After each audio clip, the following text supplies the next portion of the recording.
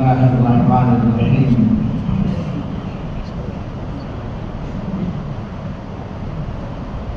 الحمد لله رب العالمين والصلاة والسلام على سيدنا وحبيبنا وشفيعنا ومولانا محمد وآله وأصحابه أجمعين.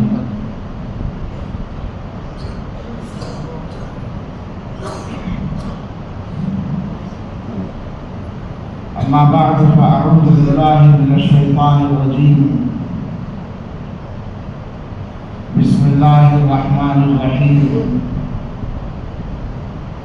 من المؤمنين رجال صدقوا ما عاهدوا الله عليه فمنهم من قضى نحبه ومنهم من ينتظر وما بدلوا تبديلا. صدق الله العظيم. اللهم صل على سيدنا محمد وعلى آل سيدنا محمد وبارك وسلم.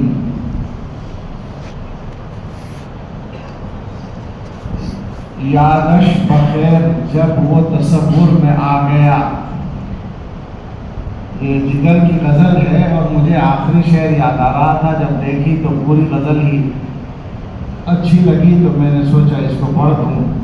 یادش بخیر جب وہ تصور میں آ گیا، شعر و شباب و حسن کا دریا بہا گیا. جب عشق اپنے بھائی آواز کم کرنے کو کہا، بڑھانے کو نہیں. آواز ہلکی کرو، ایکو بند کرو،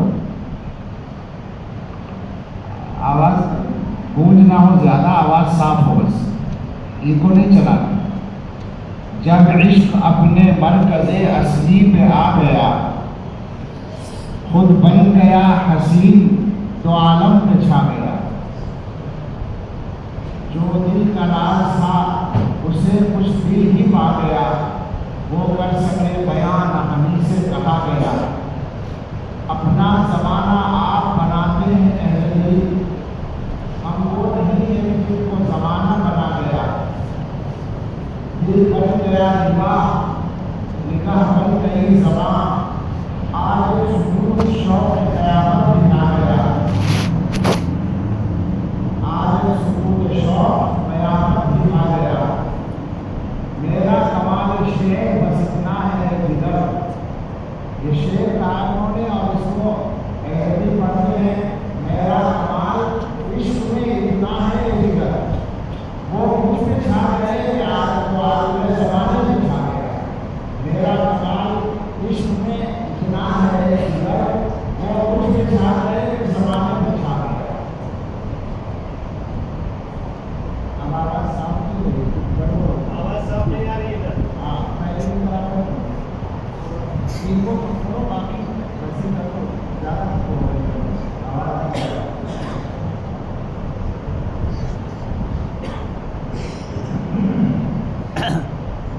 اللہ تعالیٰ کا شکر ادا کرتے ہیں اس مبارک مجلس سے حاضری کا موقع ملا، اور شکریہ ادا کرتے ہیں آپ سب کا، اور خاص طور سے ہمارے برادر گرامی ہیں جناب حاجی حسن احمد صاحب دامت برکاتہم، جنرل سیکریٹری جمعیت علماء تمل ناڈو کا، جناب عزیز بھائی فضیل احمد صاحب کا، جناب مولانا مفتی سعادت اللہ صاحب کا، اور تمام ہی احباب کا کہ ان حضرات نے اس محفل کا اہتمام کیا اور ہم سب کو ایک ذکر جلیل سننے کا موقع دیا.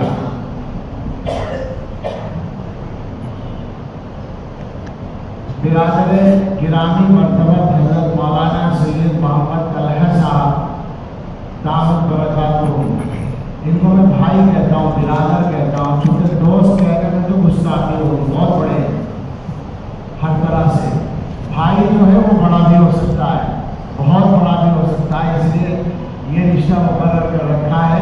اور یہ بھی ہے کہ شفقت بھی وہ بھائیوں والی ہے، دوستوں سے بڑھ کر. اس وجہ سے یہ لفظ بولتا ہوں۔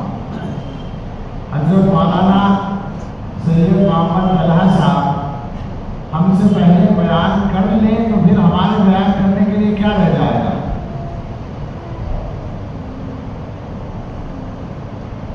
اور میری محرومی ہے کہ سارے بیان میں نہیں سن سکا، دیر سے پہنچا، لیکن جتنا سنا وہ مولانا کا بیان تھا۔ مجھے بہت لمبی بات نہیں کرنی چاہیے، مگر چند باتیں کہنا میری مجبوری یا میری ذمہ داری ہے۔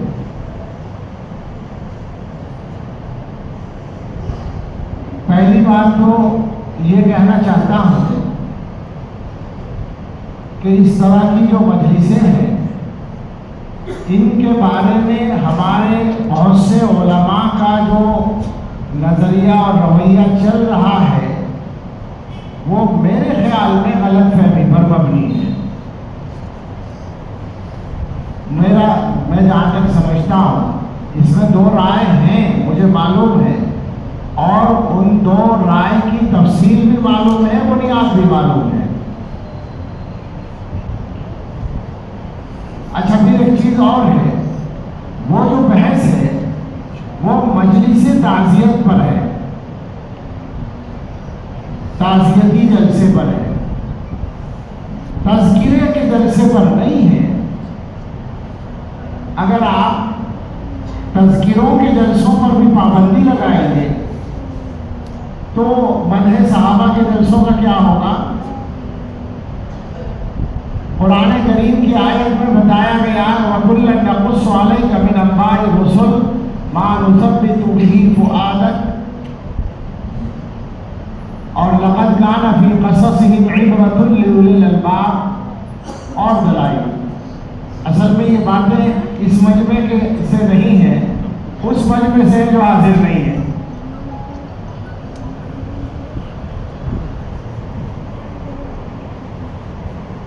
بات یہ ہے اصل میں کہ ایسے مواقع پر کچھ خلط مبحث ہو جاتا ہے، اور یہ باتیں کرنے کا مجھے موقع ہے اس لیے کہ میں اسی طبقے کا ایک ادنا سا فرد ہوں۔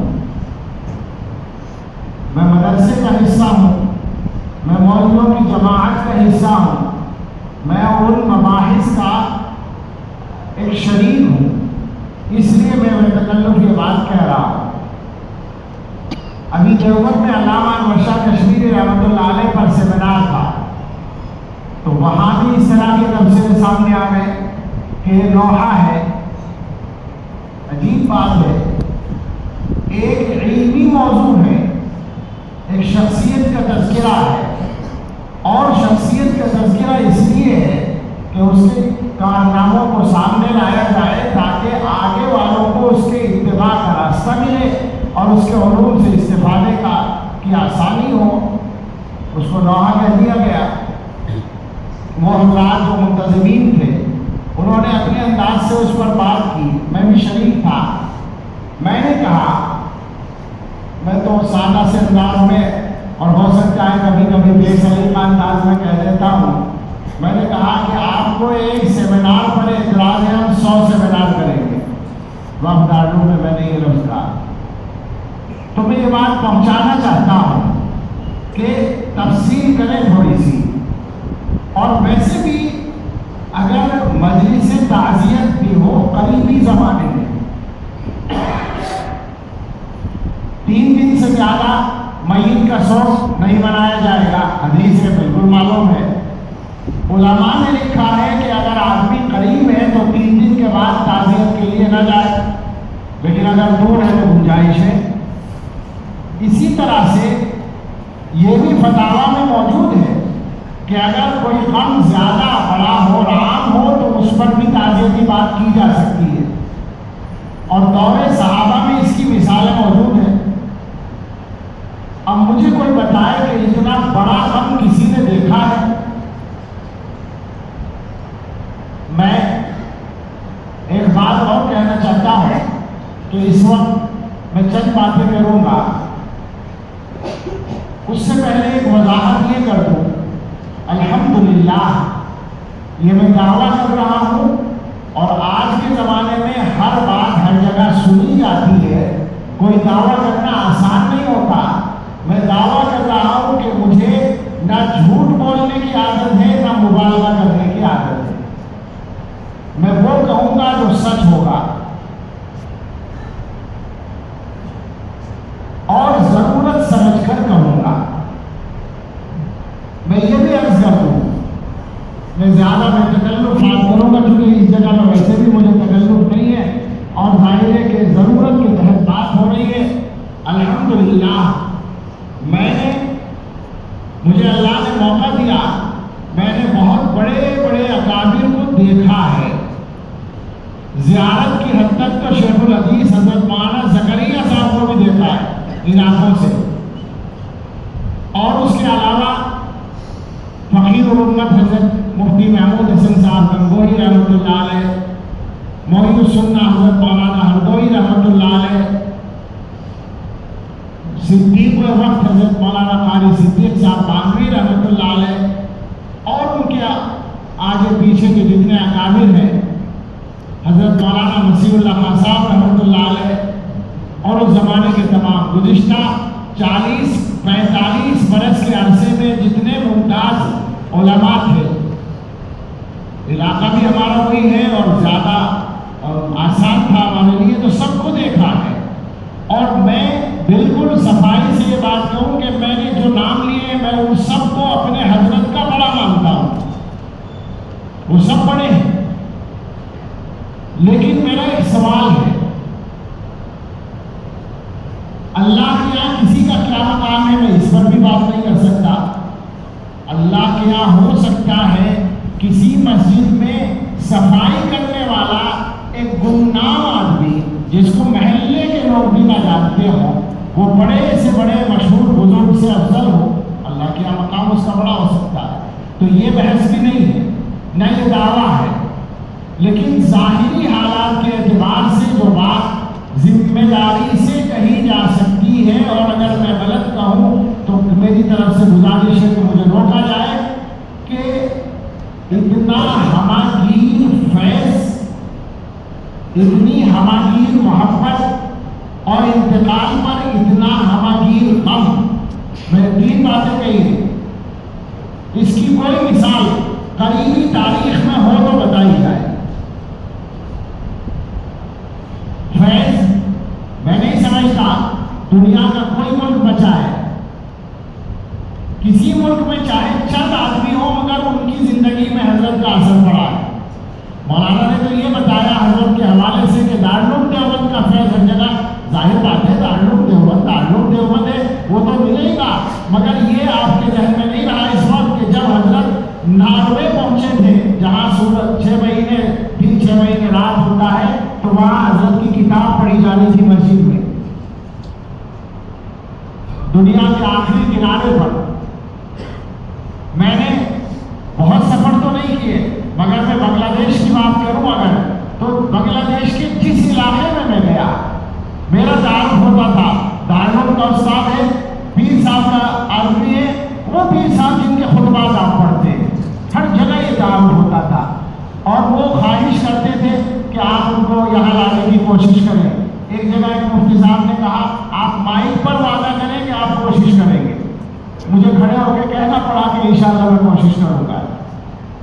یہ صورتحال دنیا کے اکثر ملکوں میں تھی، اور اب یہ تو فیض کی بات ہے، محبت کی بات، اور پھر اس کے بعد غم کی بات۔ میں جانتا ہوں بڑے لوگوں کے جانے پر سب کو غم ہوتا ہے، اور ہم نے بہت بڑے بڑے لوگوں کا غم دیکھا بھی ہے اور سہا بھی ہے، بالکل صحیح بات ہے، لیکن جو سچائی ہے وہ یہ ہے، آج کا جو غم ہے وہ ہر آدمی کا ذاتی غم ہے، یہ فرق ہے۔ میرے پاس آنے جانے کا اس وقت جو سلسلہ ہے، اور سبھی کے پاس ہوگا، عجیب و غریب انداز سے لوگ آ رہے ہیں۔ چند لوگوں کا گروپ بیٹھا تھا، میں پہچانتا نہیں تھا، میں نے کہا بھائی ادھر والوں کو تو پہچان رہا ہوں، یہ ادھر والے آپ حضرات کہاں سے؟ کہنے لگے ہم میرٹھ کے فلاں گاؤں سے آئے۔ بولنے والے صاحب نے کہا میں فلاں عالم کا بھائی ہوں اور میں بھی عالم ہوں، میں پڑھاتا تھا، پھر والدہ بیمار ہو گئی تو میں نے ان کی خدمت کے لیے پڑھانا چھوڑ دیا، 9 سال خدمت کی اور اس کے بعد انتقال ہو گیا۔ میں 2010 سے حضرت کی کتابیں پڑھتا ہوں۔ میں نے ماں اور باپ دونوں کو اپنے ہاتھوں سے قبر میں اتارا ہے، مگر مجھے غم کا پتہ آج چلا ہے کہ غم کسے کہتے ہیں۔ وہ آدمی کہنے لگا کہ میں پریشان تھا کہ میں کیا کروں، یہ مدرسے کے ناظم صاحب کہنے لگے چلو ان کے پاس چلتے ہیں۔ یہ تجربے قدم قدم پر ہو رہے ہیں۔ ابھی میں پرسوں آسام میں تھا، ایک نوجوان آبدیدہ ہو کر آیا، کہنے لگا میں دلی میں ماس کمیونیکیشن کا جو ادارہ ہے میڈیا کا سب سے بڑا ادارہ IIMC شاید کہتے ہیں اس کو، اس کا اسٹوڈنٹ ہوں اور میری نیت تھی حضرت سے بیعت ہونے کی، اب وہ چلے گئے ہیں، آپ مجھے بیعت کر لیں۔ آبدیدہ تھا اور عجیب کیفیت میں اشتیاق کی کیفیت تھی۔ تو ایسی جو محبت ہے اور ایسا غم سب کا ہوتا ہے بڑوں کا، لیکن یہ غم ہر آدمی کا ذاتی غم بنا ہوا ہے۔ میرے علم میں سینکڑوں علماء اور سینکڑوں آدمی ایسے ہیں جنہوں نے کئی دن تک معمول کے مطابق زندگی نہیں گزاری، کھانا وانا نہیں کھایا، ان کے پاس لوگ تعزیت کے ساتھ ساتھ عیادت کے لیے پہنچے، ایسے بہت سارے لوگ ہیں۔ تو میری جو پہلی بات ہے وہ یہی ہے کہ اللہ تعالیٰ جس سے جس طرح کام لینا چاہتے ہیں لے سکتے ہیں۔ میں نے یہ بات ذہن میں تو میری تھی، مگر الفاظ میں نہیں کہی تھی۔ ایک بڑے ذہین عالم میرے پاس آئے اور انہوں نے یہ الفاظ کہے کہ اتنے ہماگیر فیض کی کوئی نظیر قریبی تاریخ میں نہیں ہے۔ یہ اللہ تعالیٰ کی طرف سے فیضان ہوتا ہے جس سے اللہ تعالیٰ کام لینا چاہتے ہیں۔ حضرت مولانا کی تقریر سے آپ حضرات نے بنیادی طور پر جو سمجھا ہوگا، میں اس کو 2 لفظوں میں کہوں تاکہ مرتب ہو جائے، شخصیت کیسے بنی۔ یہ ہے مولانا کی تقریر کا خلاصہ کہ اتنا بڑا آدمی بن کیسے گیا۔ شروع سے آخر تک مولانا نے جزیات بیان کیے، واقعات بیان کیے، اصول بیان کیے اور پھر آخر تک لے گئے، یعنی شخصیت کی انتہا جو عروج ہے وہاں تک لے گئے۔ مجھے یہ عرض کرنا ہے کہ اللہ تعالیٰ نے حضرت کو ہر اعتبار سے باکمال بنایا تھا۔ سب سے پہلا کمال علم کا کمال تھا۔ اس آدمی کے علم کا کمال جس کے بارے میں آج بھی میں کوئی خراب لفظ نہ بولوں تو بہتر ہے، مگر تکلیف ہوتی ہے، آج بھی یہ سوال کیا جا رہا ہے کہ کیا وہ عالم تھے؟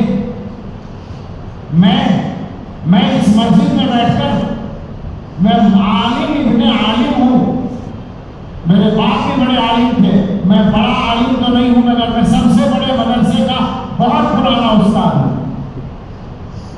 میں یہ بات کہتا ہوں کہ بارہا میں دوسروں کے تجربے آپ ان سے پوچھیں بیٹھے یہ ہمارے لیے قابل رشک عالم ہے۔ بارہا ایسا ہوا کہ حضرت کی زبان سے کوئی مضمون سن کر حیرت میں پڑ گئے کہ یہ علم کہاں سے آیا۔ میں سچ کہتا ہوں، یہ کوئی کہنے کی بات نہیں ہے۔ مجھے اس وقت تعجب ہوتا ہے جب کوئی پوچھتا ہے کہ کیا وہ عالم تھے، اور میں نے بہت زیادہ ذی صلاحیت لوگوں سے یہی بات سنی ہے۔ وہ یہ کہتے ہیں کہ ان کی مجلس میں ایک مجلس میں شرکت ہوئی، ایک عالم نوجوان عالم کہتا ہے وہ مجھ سے کم 10 گنا زیادہ صلاحیت رکھتا ہے، اس نے کہا کہ میری ایک ملاقات ہے شعور کے ساتھ، اور اس ایک مجلس میں جو میرا تاثر ہے وہ یہ ہے کہ میں نے ان جیسا علم والا نہیں دیکھا۔ دوسرا جو کمال ہے وہ اعتدال ہے مزاج کا۔ اللہ تعالیٰ نے عجیب و غریب اعتدال عطا کیا تھا۔ لوگوں کو تو پریشانی ہے، پگڑی سے، کرتے سے، رومال سے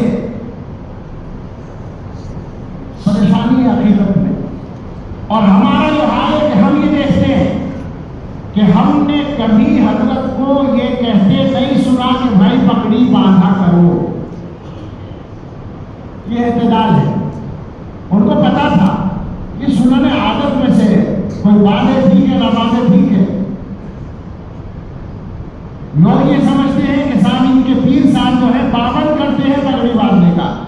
یہ میں ویسے ہی نہیں کہہ رہا ہوں، یہ بہت اونچی سطح پر بات کر رہا ہوں، میں صفائی سے بتا رہا ہوں۔ میں نے ایک مرتبہ یہ بات حضرت کے خادم سے کہی تو انہوں نے کہا، میں اس وقت ہمارے تعلق کو شاید 8 سال ہوئے تھے، وہ کہہ لیں کہ ہم نے 15 سال میں کبھی یہ جملہ نہیں سنا کہ پگڑی باندھا کرو۔ التزام نہیں ہے، التزام نہیں ہے، احتیاط ہے، عادت۔ تو کیا سنن عادت میں سے بھی نہیں ہے؟ شیخ الحدیث حضرت مولانا زکریا صاحب رحمۃ اللہ علیہ نے لکھا کہ استمراری سنت ہے، لیکن حضرت کا اطلاع یہ ہے کہ حضرت نے کبھی تاکید نہیں کی کہ پگڑی باندھا کرو۔ کیوں باندھتے ہیں لوگوں کے سامنے جب سنت کا ایک نہایت کامل و مکمل نمونہ ہوتا تھا تو ان کا جی چاہتا تھا کہ اس کی نقل کی جائے، اس کے علاوہ کوئی بات نہیں۔ ایک اور کمال، یہ ذرا یہ بھی میں پہنچانا چاہتا ہوں علماء کرام تک، آپ دعا کریں اللہ مجھے توفیق دے کہ یہ چیزیں میں تحریر میں بھی لے آؤں۔ اللہ تعالیٰ نے حضرت کو فکر اور سوچ اور نظریہ اتنا شاندار، بالکل اکابر علماء دیوبند کے 100% مطابق عطا کیا تھا کہ اس کا اندازہ عام آدمی نہیں کر سکتا۔ آپ سوچیں ذرا، خالص تصوف کی ایک شخصیت ہے، تصوف کی باتیں بات ختم ہو جانی چاہیے، مگر وہ بندہ خدا تصوف کا سبق شروع کر رہے ہیں۔ آپ ان حضرات سے پوچھیں، یہ ان بیانات میں شریک ہیں، میں بھی حاضر تھا، جو معارف سلوک کی شکل میں چھپے ہیں، پہلے بیان میں موجود ہے۔ کلمہ پڑھنے کے بعد، ایمان لانے کے بعد آدمی کو اہل سنت و جماعت میں ہونا چاہیے، اور اس کے بعد امام ابو حنیفہ رحمۃ اللہ علیہ کی تقلید کرنی چاہیے، اور نیچے آ کر بھی بہت سے اختلافات ہو گئے ہیں تو حضرات اکابر علماء دیوبند کے طریق پر ہونا چاہیے۔ یہ تصوف بیان ہو رہا ہے۔ آپ سوچیں ذرا، کتنا عجیب بات، کتنی عجیب بات ہے یہ۔ 100% ایک راز جو ابھی تک راز ہے مگر وہ تھوڑے دنوں میں فاش ہو جائے گا، اس کا ایک حصہ سنانا چاہوں گا۔ حضرت نے رمضان میں ایک تحریر لکھوائی تھی خلفاء کے لیے، آپ سے بھی چھپا رکھی ہے ابھی تک۔ اس کا ایک ٹکڑا تھا جس کی وجہ سے چھپا رکھی تھی، مگر اب شاید ظاہر کرنی پڑے گی، اور یہ اس ملاقات میں لکھوائی تھی جو التقدیر سے آخری ملاقات ہماری بن گئی ہے۔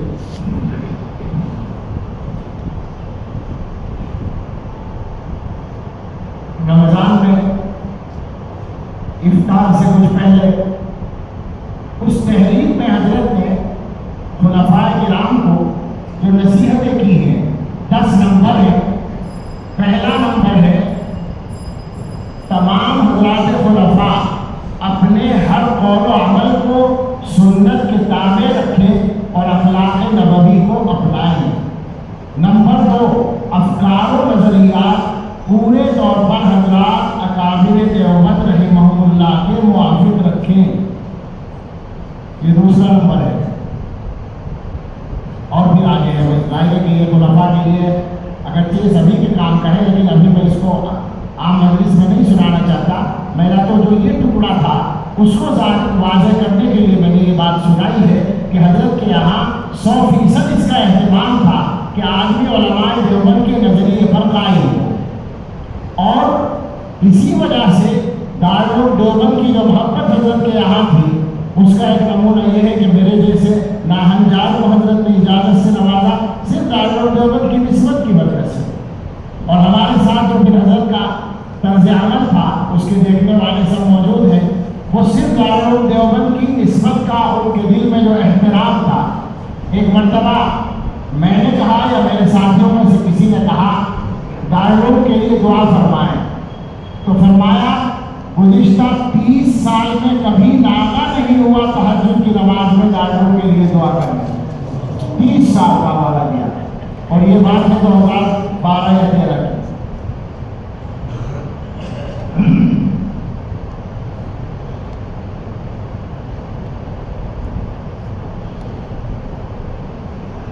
مجھے جو کہنا ہے وہ تقریباً میں کہہ چکا ہوں.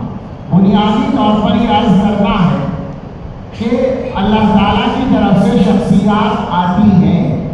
کبھی کبھی ایسا ہوتا ہے کہ کچھ لوگوں کے لیے ان کو پہچاننے میں اور ماننے میں کوئی آڑ رکھ دی جاتی ہے. وہ بھی اللہ تعالیٰ کی حکمت کے تحت ہوتی ہے.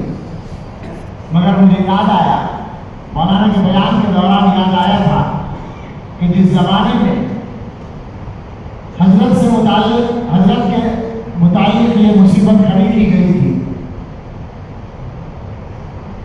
موت کے جگہ ہوئے،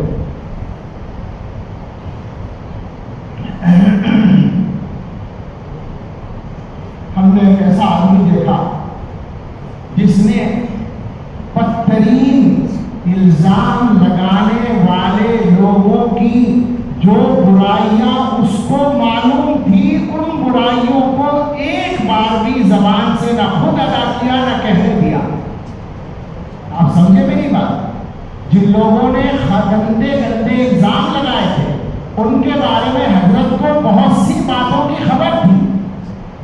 نہ ان کی زبان پر کبھی وہ باتیں آئی، نہ بچوں کو یا اپنے خدام کو اجازت دی کہ حضرت کے دفاع کے لیے ان کو استعمال کر سکیں. کبھی نہیں. میں یہ بات مسجد میں بیٹھ کر کہوں گا کہ اس زمانے میں بارہا ایسا ہوا کہ مجھے بلا لیا اور 1 گھنٹہ یا 1.5 گھنٹہ عموماً رات کے وقت میں 2 بجے 3 بجے 4 بجے یا اس کے علاوہ بھی بیٹھے رہے اور وہی موضوع بس کبھی کبھی بولتے تھے تکلیف میں، مگر کبھی ایک لفظ بھی ان لوگوں کے بارے میں بولنا گوارا نہیں کیا. کبھی نہیں بولا. ہاں، ایک بات جو میں نے اپنے گھر پر بھی سنا دی تھی، مکہ مکرمہ میں نے وقت مانگا کہ میں تنہائی میں ملنا چاہتا ہوں. مغرب بعد کا وقت دے دیا.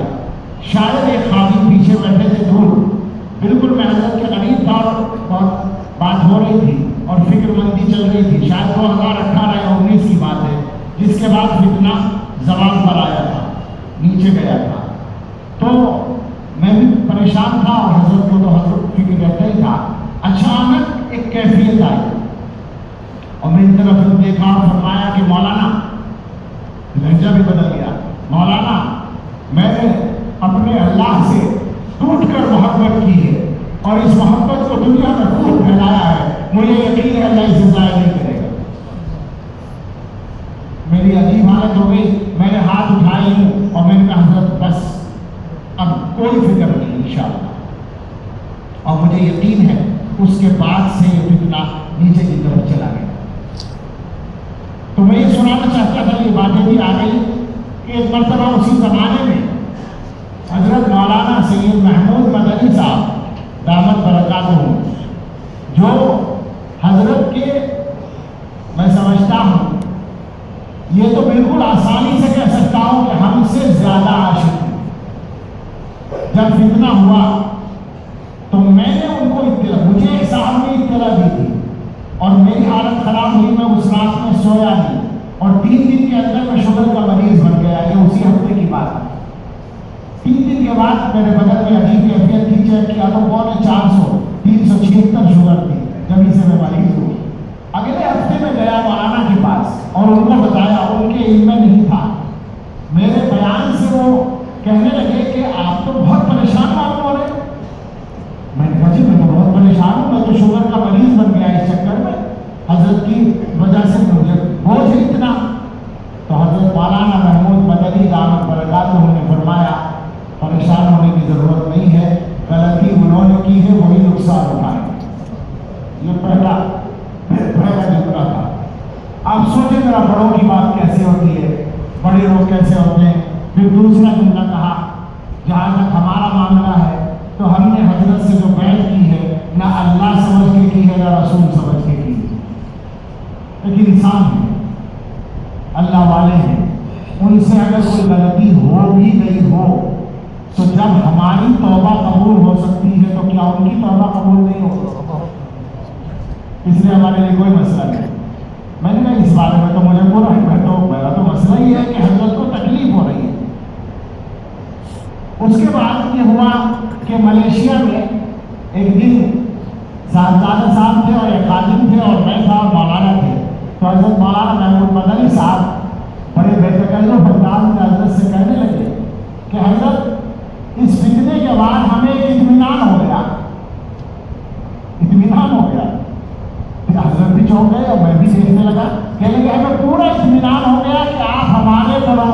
طریق پر ہے، اس لیے کہ ان کے خلاف بھی ایسے فتنے اٹھا کرتے تھے۔ اب جب تک یہ فتنہ نہیں تھا تو شک ہو سکتا تھا کہ پتہ نہیں آپ ہمارے بڑوں کے طریق پر ہیں یا نہیں ہیں، لیکن اب یقین ہو گیا کہ آپ ہمارے بڑوں کے طریق پر ہیں۔ اور یہ بالکل سچ کہا انہوں نے، اس لیے کہ ان کو تو ذاتی تجربے ہیں، ان کے گھر کو ذاتی تجربے ہیں۔ شیخ الاسلام حضرت مولانا سید حسین احمد مدنی رحمۃ اللہ علیہ، جن کی شخصیت کی محبوبیت اسی طرح کی تھی، عجیب و غریب محبوبیت اللہ نے عطا فرمائی تھی، ان کے بارے میں دشمنوں کا جو عالم تھا وہ یہ تھا کہ ایک مرتبہ مولانا یوسف بن نونی رحمۃ اللہ علیہ مصر میں تھے، اور مصر کے ایک عالم ہندوستان آئے تھے، یہاں سے وہ واپس گئے تو مولانا بن نونی رحمۃ اللہ علیہ نے پوچھا کہ وہاں کے علماء سے ملاقات ہوئی کیا، کیسا تاثر ہے؟ تو انہوں نے بتایا مفتی کفایت اللہ سے ملاقات ہوئی، مولانا قاضی طیب صاحب سے ملاقات ہوئی، فلاں سے ہوئی، فلاں سے ہوئی۔ تو انہوں نے کہا کہ حضرت مولانا حسین احمد صاحب سے ملاقات نہیں ہوئی، تو انہوں نے کہا وہ سفر میں تھے تو ان سے ملاقات نہیں ہو سکی، مگر ان کے موافق اور مخالف اتنا سن کر آیا ہوں کہ میں یہ کہتا ہوں کہ یا تو وہ فرشتہ ہے یا شیطان ہے۔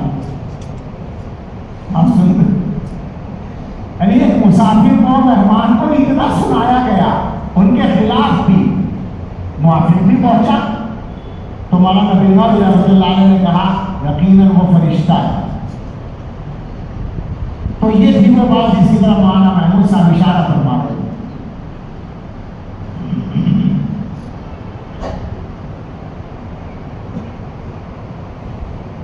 سچی بات یہ ہے کہ میرا بیان مرتب نہیں ہے، مولانا کی تو زندگی ہی مرتب ہے، بیان بھی مرتب ہوتا ہے اور میرے لیے قابل رشک ہے، لیکن میرے پاس کچھ کہنے کے لیے نہیں ہے، مگر جو دل کے اندر باتیں ہیں، جو ضروری سمجھتا ہوں وہ کہہ رہا ہوں، اور ایک دو چیزیں میں اور سنا کر میں چاہتا ہوں کہ مجلس بہت لمبی ہو گئی، اس کو پورا کیا جائے۔ ایک تو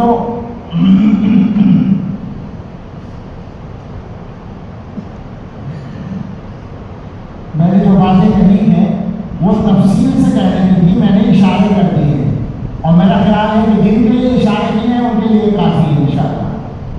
اب ایک میرا کام یہ ہے کہ میں چاہتا ہوں کہ ہندوستان میں جو حضرت کے خلفاء ہیں ان کی ایک فہرست اس مجلس میں سنا دوں۔ ایسا آپ صدر ہیں،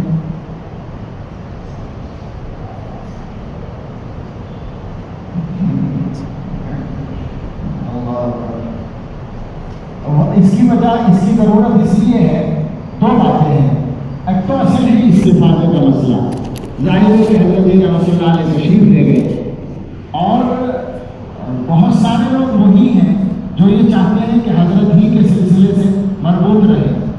ہماری طرف سے کوئی پابندی نہیں، صاف بات سن لیں، ہماری طرف سے کوئی پابندی کسی آدمی پر نہیں ہے، بلکہ میں بہت صفائی سے یہ بات کہہ سکتا ہوں کہ میں نے کسی آدمی کو حضرت سے بیعت ہونے کی ترغیب کبھی نہیں دی۔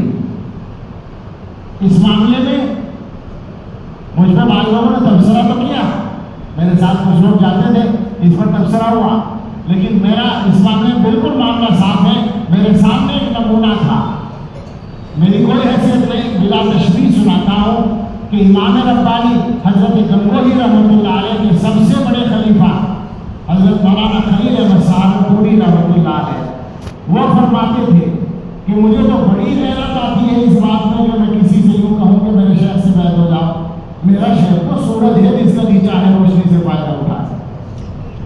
تو مجھے تو یہی ملا ہوا تھا نمونہ کہ میرا شیخ سورج ہے جس کا نیچا ہے فائدہ اٹھائے۔ کوئی مشورہ کرتا تھا تو میں مشورہ دیتا تھا، لیکن اپنی طرف سے ترغیب دینے کا معمول کبھی نہیں رہا۔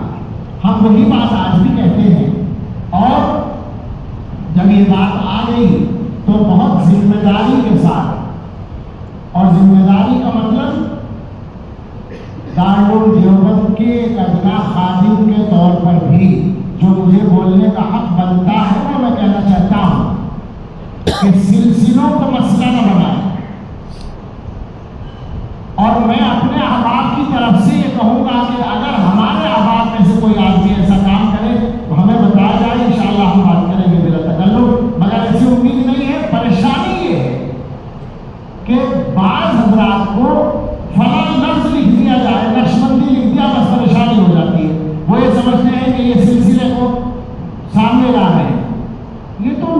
ایک طریقہ ہوتا ہے. میں ذاتی طور پر آپ سے دعویٰ کرتا ہوں میں نے اپنے نام کے ساتھ کبھی نہ لکھا نہ لکھوایا.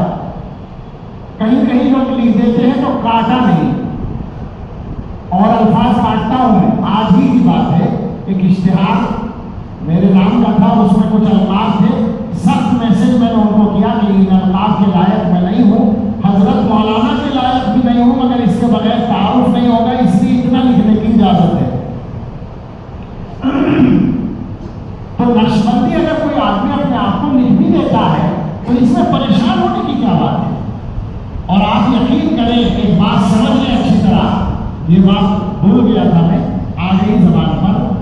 کوئی نقشبندی سلسلہ نیا نہیں ہے، اور نقشبندی سلسلے کی جو تعلیمات حضرت کے ذریعے سامنے آئی ہیں وہ حضرت کی نہیں ہے، وہ حضرت نے سارے اکابر کے علوم کو بیان کیا ہے. خاص طور سے امام ربانی حضرت مجدد الفسانی رحمۃ اللہ علیہ کے علوم کو حضرت نے سامنے لا کر پیش کیا ہے. اور نقشبندی سلسلہ اہل حق کے سلسلوں ہی میں سے ہے. یوں تو بدعات ہر سلسلے میں آ سکتی ہے، چنانچہ چشتی، قادری، نقشبندی، سہروردی ماشاءاللہ ایک طرح سے ریزرو ہے اگر بدعتی کے لیے زیادہ تر، اس کی وجہ سے ہمارے بارے میں غلط فہمی ہو جاتی ہے بعض لوگوں کو. لیکن ہم جو بات کہنا چاہتے ہیں وہ یہ ہے کہ علماء دیوبند سے پہلے ان سلسلوں کے معاملے میں جہاں جہاں جو ضرورت ہو تفسیر اور احتیاط کی جائے. علماء دیوبند کے آنے کے بعد معیار یہ ہے کہ سلسلہ کوئی بھی ہو اکابر علماء دیوبند کے طریقے پر. یہ ہم نے اپنے حضرت سے سیکھا ہے، یہ ہم نے اپنے اساتذہ سے سیکھا ہے. تو حضرت نے جو کچھ بیان کیا وہ اپنی طرف سے کچھ بھی نہیں بیان کیا. بہت سارے لوگ وہ ہیں جو جانتے نہیں ہیں اس کی وجہ سے تبصرے کر دیتے ہیں.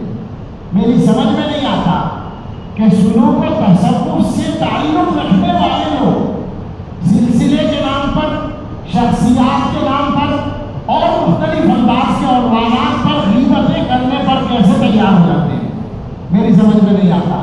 یہ میں شکایت پہنچانا چاہتا ہوں ایسے تمام حضرات. اللہ کے لیے کام کرے.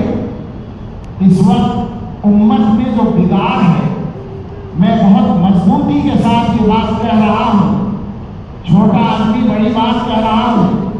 اس وقت امت میں جس انداز سے بگاڑ ہے، ہوں گے امت کے بہت سارے مسائل، مگر سب سے بڑا مسئلہ مسلمانوں کو مسلمان بنانے کا ہے، اصلاحی کام کرنے کا ہے. میں بے تکلفی سے یہ بات کہتا ہوں، پہلے بھی کہہ چکا ہوں کہ کسی بھی سلسلے سے آپ کا تعلق ہو، اصلاحی کام کیجیے جناب. یہ ذمہ داریاں خالی ویسے ہی رکھنے کے لیے، برکت کے لیے نہیں دی گئی ہیں. یہ جو اکابر نے ذمہ داریاں دی ہیں یہ محنت کرنے کے لیے دی ہے، اصلاح کے لیے دی ہے، امت کو فائدہ پہنچانے کے لیے دی ہے. آپ تکلف سے کام نہ لیں. آپ یہ نہ سوچیں کہ صاحب ہم بیعت کریں گے، ہم پیر بن جائیں گے، شیخ بن جائیں گے. ہم آپ کے سامنے قسم کھا کے کہتے ہیں، ہم ہزاروں آدمیوں کو بیعت کرتے ہیں، الحمدللہ خیال بھی نہیں آتا کہ دیں گے پیر بن گئے، شیخ بن گئے. اپنے بارے میں مشیت کا تصور نہیں جاتا، بس خادم ہونے کا تصور آتا ہے کہ اپنے بڑوں کے حکم کی تعمیل کر رہے ہیں. ان تک ان چیزوں کو پہنچانا یہ ہماری ذمہ داری ہے. اس لیے میں ہر سلسلے کے لوگوں سے یہ اپیل کر رہا ہوں کہ محنت کریں، اصلاحی کام کریں، تکلف نہ کریں. تکلف چھوڑ دیں. تمام علماء سے، تمام اصحاب سلسلہ سے، تمام اصحاب نسبت سے، تمام اصحاب اجازت سے گزارش ہے کہ اس اجازت اور نسبت سے فائدہ اٹھا کر امت کی اصلاح کا کام کریں، مگر کریں اللہ کے لیے، کریں اخلاص کے ساتھ. انشاءاللہ اللہ تعالیٰ قبول کریں گے اور فائدہ پہنچائیں گے. یہ تو اللہ تعالیٰ کے یہاں کا بڑا بے رحم اصول ہے. میں سچ کہہ رہا ہوں، یہ لفظ بڑا خطرناک اصول ہے کہ اگر اخلاص ہوگا تو فائدہ ہوگا، اخلاص نہیں ہوگا تو فائدہ نہیں ہوگا. اخلاص ہوگا تو بقا ہوگی، اخلاص نہیں ہوگا تو بقا نہیں ہوگی. ساری چیزیں اللہ تعالیٰ کی طے ہے. تو سلسلے کا کوئی مسئلہ نہیں ہے.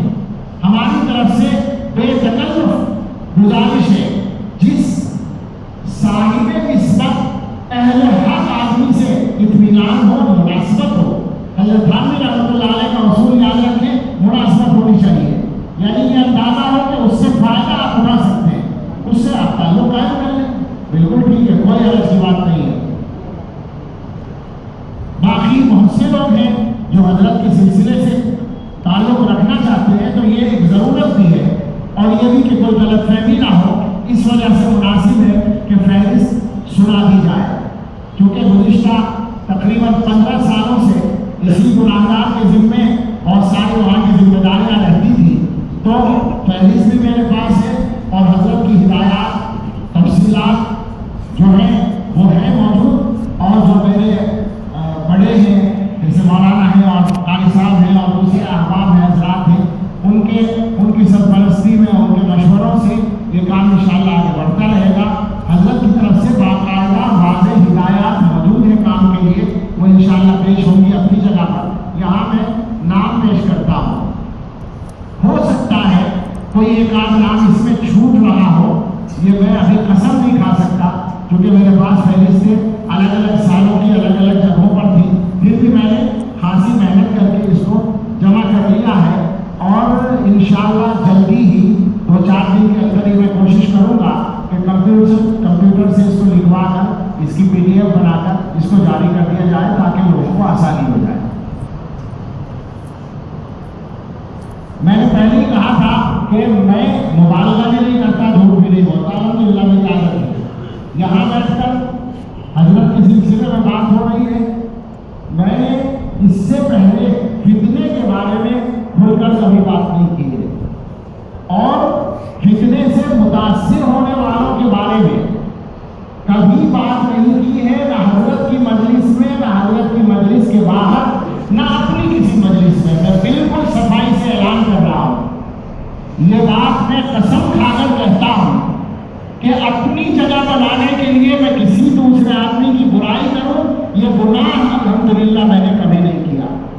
मैं बहुत गुनाहगार आदमी हूँ, मेरे जिम्मे बहुत से गुनाह है, अल्लाह मुझे माफ करे, मगर ये गुनाह कि मैं अपने लिए जगह बनाने के लिए किसी आदमी को पीछे करने की कोशिश करूं, ना मैंने ये हजरत के यहाँ किया, ना देवबंद में किया, ना किसी और जगह किया, ये सब अल्लाह ताला के हुक्म से होता है जो होता है। वल्लाहि अज़ीम मैं कसम खाकर कहता हूँ और इस पर हर तरह की कसम खा सकता हूँ कि मेरा दामन इससे पाक है, बिल्कुल सफाई के साथ। अब जो है नाम वो मैं पढ़ता हूँ। पहला नाम है मौलाना सलाहुद्दीन सैफी साहब, ये हिंदुस्तान में सबसे पहले खलीफा है। इनके बारे में बिल्कुल वजाहत से मैं कहूँ, मैंने कभी बात नहीं की, जो लोग मेरे बयान सुनते हैं उनको पता है, जो मुझसे मिलते हैं उनको भी पता है। जाहिर है किसी आदमी के बारे में मुतय्यन तौर पर अगर हम कोई बात करें तो चाहे सच हो, अगर कोई नागवार बात है तो वो गीबत बन जाती है, तो हम इससे परहेज करते हैं। लेकिन सिलसिले की मसलहत के तहत इतना ऐलान ज़रूरी समझते हैं कि 2015 में जब वो फितना हुआ था उसके बाद से मौलाना हजरत के रास्ते में नहीं रहे। तफसीलात को लोग जानते होंगे, लेकिन ये हमारी मालूमात है उसके मुताबिक। अलबत्ता बाद लोग ये समझते हैं कि हजरत ने खिलाफत वापस ले ली थी, ऐसा नहीं है। हमारी मालूमात ये है हजरत ने खिलाफत वापस नहीं ली थी, अलबत्ता मौलाना का हजरत से राब्ता नहीं था। ठीक है। दूसरा नाम है हजरत मौलाना खलीलुर रहमान सज्जाद नौमानी साहब का। उनका भी शुरू में कुछ ऐसा मामला था, आखिर में दुआ वगैरह के लिए मैसेज और रास्ते का सिलसिला था। अब इस मौजू पर जो मैंने बोला है इस वक्त में, मैं गुजारिश करूंगा कि मजीद मुझसे कुछ ना पूछा जाए, मैं इस सिलसिले में और बात नहीं करूंगा, बस मुझे जो कहना था वो मैंने अर्ज कर दिया। बाकी हर आदमी समझ सकता है क्या सूरत हाल है और मुताल्लिक़ अफराद से उसको बात करनी चाहिए। जहाँ तक हजरत की बात है, हजरत जा चुके हैं, अपने तमाम अमाल के साथ जा चुके हैं और हजरत का मकाम मुतय्यन हो चुका है, तारीख में भी मुतय्यन हो चुका है और वो इंशाअल्लाह बढ़ता चला जाएगा और उनकी शख्सियत की बुलंदी खुलती जाएगी, बढ़ती जाएगी। आखिर में 1-2 मिनट बोलूँगा, नाम बोल देता हूँ। उसके बाद नाम है हजरत मौलाना सैयद मोहम्मद तलहा साहब दामत बरकातहू, जो मेरे दाई तरफ तशरीफ फरमाए। हजरत मौलाना शफीउद्दीन नदवी साहब दामत बरकातहू, जो हैदराबाद में रहते हैं। हजरत मौलाना मुफ्ती अयूब साहब शोपियान कश्मीर का इलाका है, वहाँ के मशहूर बुजुर्ग हैं। हज़रत मौलाना मुफ्ती अहमद साहब आलिपुर गुजरात, हज़रत मौलाना मुफ्ती शकील अहमद साहब वेदोर विशारद में काटमा है, आप सब जानते हैं। हज़रत मौलाना मुफ्ती रहमतुल्लाह मीर साहब बांडीपुरा कश्मीर, ये असलन हज़रत मुफ्ती महमूद हसन साहब गंगोही रहमतुल्लाह अलैह के खलीफा हैं, और उसके बाद हज़रत के यहाँ तशरीफ लाए तो हज़रत ने भी इनको इजाज़त दी। बड़े लोगों में है, दारुल देवबंद की शूरा के मेंबर है। हज़रत मौलाना कारी करीमुल्लाह साहब दामद बरकातहू बेंगलोर, जो इस मजलिस के सदर भी हैं। हज़रत मौलाना हबीबुर रहमान साहब जिंदल नगर गाजियाबाद, ये हज़रत मौलाना अब्दुल जब्बार साहब शेखुल हदीस मदरसा शाही मुरादाबाद रहमतुल्लाह अलैह के साहबजादे हैं।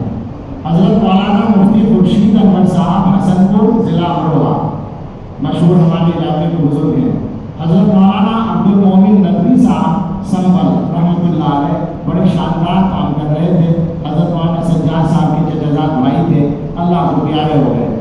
हज़रत मौलाना सैयद महमूद हसन मदनी साहब दामद बरकातहू अलबैत यारिफुहु वल हिल्ल वल हरम, दुनिया जानती है।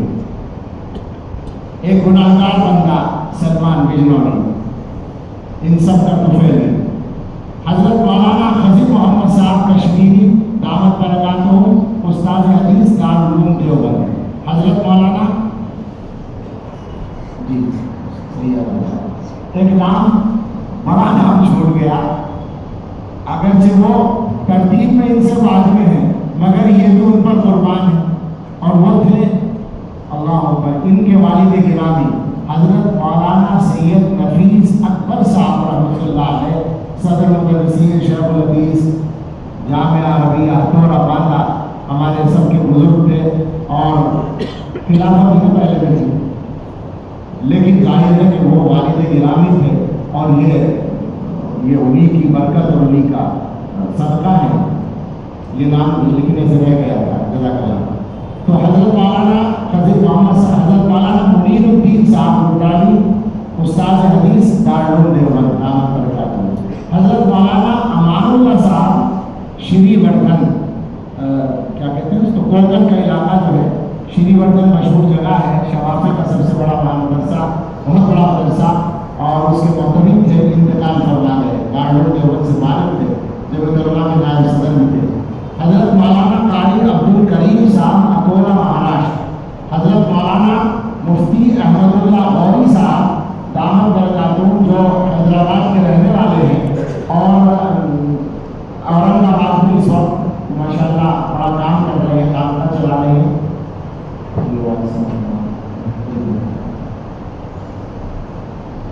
हज़रत मौलाना मुफ्ती अब्दुल रहमान साहब मदरसा शाही मुरादाबाद के उस्ताद। हज़रत मौलाना अफजल हुसैन साहब बस्तवी दारुल उलूम देवबंद के उस्ताद, वहाँ दो अफजल साहब हैं, ये बस्तवी हैं जो हज़रत से मुताल्लिक़ हैं। हज़रत मौलाना सैयद अहमद रवीज़ नदवी साहब हैदराबाद के मशहूर आलिम और मुसन्निफ़ हैं। हज़रत मौलाना मुज़म्मिल हुसैन साहब मुज़फ़्फ़रनगरी दारुल उलूम देवबंद के उस्ताद हैं। दारुल उलूम में मुज़म्मिल भी दो हैं, एक मुज़म्मिल साहब बदायूनी हैं, वो हज़रत मोहतमिम साहब के खलीफा है माशाअल्लाह, और ये मुज़फ़्फ़रनगरी जो है ये हमारे हज़रत के खलीफा है। हज़रत मौलाना मोहम्मद इस्माइल साहब लातूर, हज़रत, अच्छा यहाँ एक बात और है, अगरचे ये खुलफा की मजलिस में कहने की है असलन, लेकिन मुख्तसरन ज़रूरत के तहत यहाँ भी अर्ज़ करता हूँ कि खिलाफत जो होती है वो शेख की तरफ से एतमाद का इजहार होता है इस बारे में कि ये आदमी ये काम करने की सलाहियत रखता है। बाकी ये इस बात की सनद नहीं होती कि ये दुनिया का सबसे बड़ा बुजुर्ग है या हमारे हल्के का सबसे बड़ा बुजुर्ग है, ये इस बात की सनद भी नहीं होती कि ये सारी उम्र ठीक ही रहेगा। अल्लाह जानता है कौन ठीक रहेगा कौन नहीं रहेगा, अल्लाह हम सबका अंजाम बेहतर फरमाए। ये इस बात की भी गारंटी नहीं होती कि ये वही काम करेगा जो हम इस्लाम इसको दे रहे हैं। तो इसलिए ये समझना चाहिए तमाम खुलफा को भी और लोगों को भी कि हजरत का जो काम है इस्लाही काम, उसको अपना औहदा भी छोटा बनाना चाहिए और वही मुतय्यन करता है हजरत के साथ निस्बत की कुव्वत को और मजबूती को। हजरत मौलाना सईद अकबर साहब निज़ामाबाद के बहुत अच्छे आदमी, बड़ा काम कर रहे हैं। हजरत मौलाना मोहम्मद नजर साहब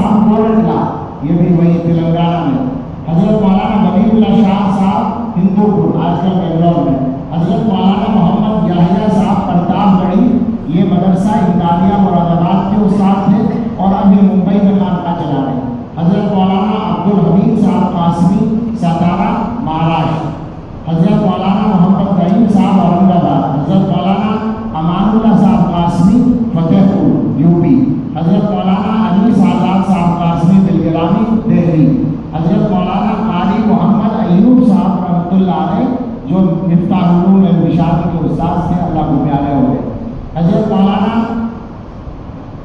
قاری عابد حسین صاحب اڑیسہ، کیندرا پاڑا مشہور ادارہ ہے اشرف العلوم کیندرا پاڑا، اس کے استاد ہیں، اڑیسہ کا سب سے بڑا مدرسہ ہے اس وقت، حضرت مولانا محمد عابد صاحب احمد آباد گجرات، یہ بھی بہت فعال آدمی ہے، تبلیغ سے بھی جڑے ہوئے ہیں اور سلسلے کا بھی کام کرتے ہیں، حضرت مولانا عبد الجبار صاحب لالپور،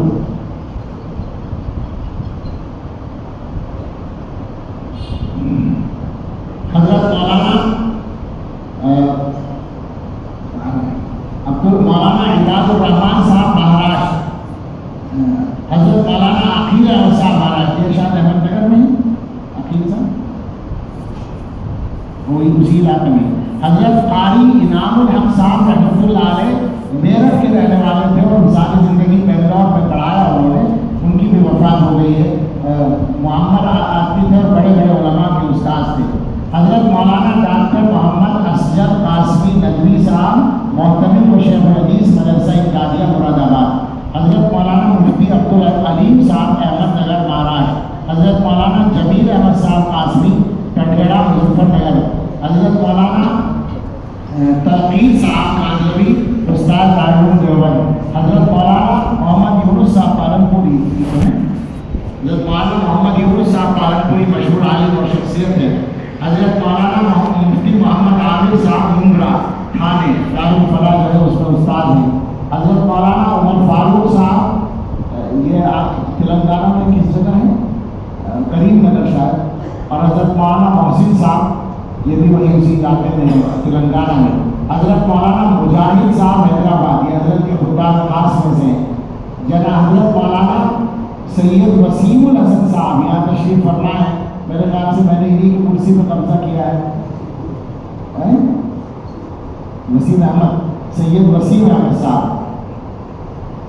جناب ڈاکٹر مدثر صاحب کشمیر، حضرت مولانا محمد حسن صاحب مکھیالی مظفر نگر، وہاں بڑا مدرسہ ہے اس کے ذمہ دار ہے، حضرت مولانا محمد صادق صاحب پٹھیر ضلع سہارنپور، ایک گاؤں میں پٹھیر رائے پور سے قریب ہے، ان کے والد بھی بہت بڑے صاحب سلسلہ بزرگ ہیں صوفی معین الدین صاحب دامت برکاتہ، اور ان یہ بھی پہلے سے بہت سے مشائخ کی اجازت یافتہ ہے، جناب شیخ محمد زماخہ صاحب غفار منزل اوکھلا دہلی جامعہ سے ریٹائر ہیں اور بہت اچھے احوال ہیں، جناب مولانا مفتی محمد مبین صاحب یہ حیدرآباد کے رہنے والے ہیں اور ان کا نام اس میں ہے دبئی میں شادی ہے، حضرت مولانا اطہر جمال صاحب میرٹھ کے مدرسے میں بنات کے مدرسے میں شیخ الحدیث ہیں، حضرت مولانا محمد بن موسیٰ احمد بن موسیٰ حیدرآباد، یہ بھی حیدرآباد کے نوجوان علماء میں ہیں، حضرت مولانا مفتی احمد اللہ نثار صاحب یہ حیدرآباد کے مشہور عالم ہیں اور بہت لکھنے والے بھی ہیں، بہت سی کتابیں ہیں،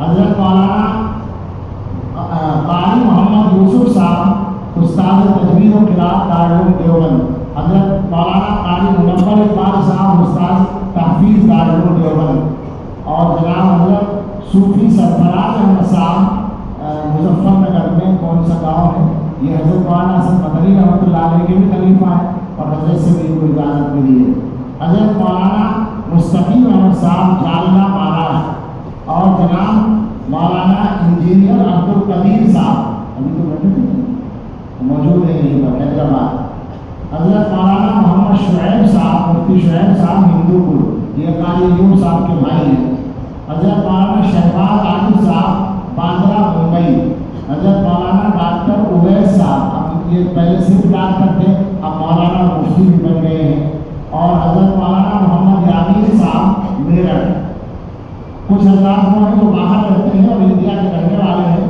ان میں ایک نام تو مولانا مبین حیدرآبادی کا آیا، اور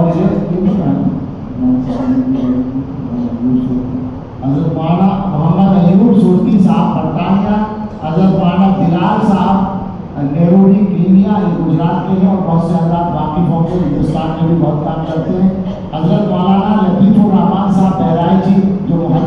बड़ी हदीस की उनकी किताबें हैं। मक्का मुकर्रमा हज़रत मौलाना समीर अशरफ साहब दामद बरकातहू बड़े पुराने और मशहूर आलिम हैं दुबई में, हज़रत मौलाना मोहम्मद इरफान साहब मलेशिया, हज़रत मौलाना मोहम्मद यासिर साहब देहलवी कतर, हज़रत मौलाना अंसार अहमद साहब आज़मी सऊदी अरब रियाद, हज़रत मौलाना अब हिंदुस्तान आ गए, हज़रत मौलाना जुनैद अहमद सीवानी साहब ये दारुल में उस्ताद रह चुके हैं और अपने ज़माने से सऊदी अरब में इस वक्त रियाज में हैं। ये नाम है जो हज़रत की तरफ से जिन हज़रात को अल्हम्दुलिल्लाह इजाज़त मिली हुई है। दुआ है कि अल्लाह ताला इन सभी से काम ले और हज़रत की तरीक़ पर एक नाम बहुत अहम रह गया, जज़ाकल्लाह खैर। मोहतरम उनको तो हज़रत भी कहूँ जो चाहे कहूँ, बड़ी बुजुर्ग शख्सियत थे कुतुबुद्दीन मुल्ला साहब रहमतुल्लाह अलैह बेलगाम, अल्लाह अकबर, कड़ी हुई शख्सियत थी। हज़रत मौलाना मंजूर रहमानी रहमतुल्लाह अलैह के तरबियत याफ्ता थे और उनसे भी इजाज़त थी और उसके बाद हमारे हज़रत से उनको इजाज़त थी। हमारा जो पहला एहतजाम था तो उसमें तशरीफ़ लाए थे, वो आकुल का आखिरी था, उसके बाद वफ़ात हो गई। बड़ी शख्सियत थी और बड़ा फैज़ है अपने इलाके में उनका। मेरी बात अभी चल रही है लेकिन जाहिर है कि ये कोई ऐसा जैसा नहीं मौलाना कुछ करना है। खुलफा के नामों का ऐलान हुआ और माशाअल्लाह यहाँ हज़रत से कई खुलफा जो सब के सब उससे बदरजहा बेहतर हैं वो मौजूद हैं, इसलिए मैं ये बात कर रहा हूँ। कई मौक़ों पर ऐसा हुआ है, मैं खुद इसका शाहिद हूँ कि हज़रत मौलाना सलमान साहब से हज़रत रहमतुल्लाह अलैह ने ये फरमाया कि हज़रत आपको सबको लेकर चलना है। मौलाना हज़रत मैं कह रहा हूँ मौलाना आपको सबको लेकर चलना है, सबको जोड़ कर चलना है। और मैंने हज़रत की ये मंशा महसूस की है जिसका मैं ऐलान कर रहा हूँ कि हिंदुस्तान में हज़रत के जितने खुलफा हैं मौलाना ने उन सबको लेकर चलने की हज़रत ने उन सबको लेकर चलने की जिम्मेदारी मौलाना सलमान साहब को दी थी। इसलिए मैं इसका ऐलान कर रहा हूँ, ये कितना भी छुपाएं, इसलिए मैं सबकी तरफ से ऐलान कर रहा हूँ कि मौलाना जमात के बड़े हैं। मुझे याद है हैदराबाद के खलीफा से किसी मशवरे पर हज़रत ने सराहतन फरमाया था आप कोई काम इनसे पूछे बगैर नहीं करेंगे। मैं भी उस सफ़र में साथ में मौजूद था और आपको याद होगा फरमाया था। इस वजह से इंशाअल्लाह हम लोग बराबर रास्ते में रहेंगे। जब ये कहीं बुलाएंगे तो हम मशवरे के लिए जाएंगे, इनफरादी तौर पर भी कोई ज़रूरत हुई तो मौलाना से मशवरा लेंगे और कोई काम मौलाना के मशवरे के बगैर नहीं करेंगे। आप हज़रत तारीफ फरमा रहे हैं।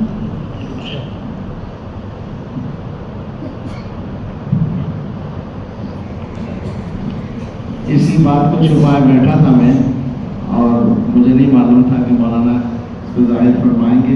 सच्ची बात यह है कि यही वो टुकड़ा है खुलफा वाली तहरीर में आखिर में जिसकी वजह से मैंने उस तहरीर को, बल्कि हज़रत के सामने मैंने याद किया कि मैं ये चाहता हूँ कि खुलफा से मुलाकात बिलमुशाफ़ा हो उस वक्त पेश कर दूँ हर एक को। तो हज़रत ने फरमाया नहीं ऐसे भी भेज सकते हैं, इसको आम तो होना ही, ये अल्फाज उनके हैं। तो ये आज वो सादिक आ गया आम हो। अजीब बात है, वो अल्लाह के बंदे अजीब थे, जो उनकी ज़बान से निकलता था वो हो ही जाता था। हज़रत ने फरमाया कि बात आम तो होनी ही है। बस अब मेरा ख्याल है कि इस मजलिस को तकमील तक पहुँचाया जाए। हाँ नहीं मालूम को नहीं, वो तहरीर नहीं मालूम थी, ये तो इनको आ रहा है। हज़रत ने अब मैं कह सकता हूँ जब मौलाना ने फरमा ही दिया कि सराहतन मुझे ये हुक्म फरमाया था जिसका ऐलान मौलाना ने किया है, मैंने अपनी नालायकी की वजह से उसको जाहिर नहीं किया। अब मेरा ख्याल है सदर मोहतरम से कुछ इस्तेफादा कर लिया जाए और फिर मजलिस नहीं आप कुछ फरमाए।